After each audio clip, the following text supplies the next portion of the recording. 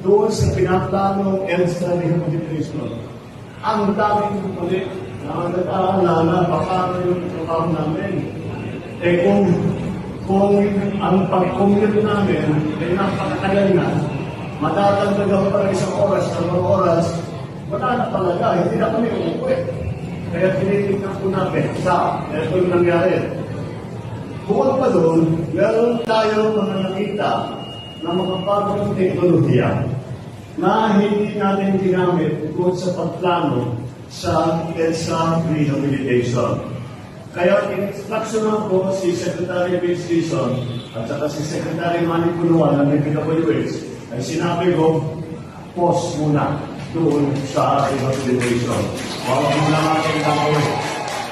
Dahil pag tinitingnan natin yung cost-benefit analysis, baka na saan ang maalis natin. Ngunit, ang laki sa benepisyo ng 2 taon na masyadong bigat, masyadong mahigpit ang traffic. Kaya pause na muna yan at sabi ko sa kanila, bigyan natin ang sarili natin ng isang buwan. Pag-aralan natin itong mga bagong teknolohiya na nakikita natin.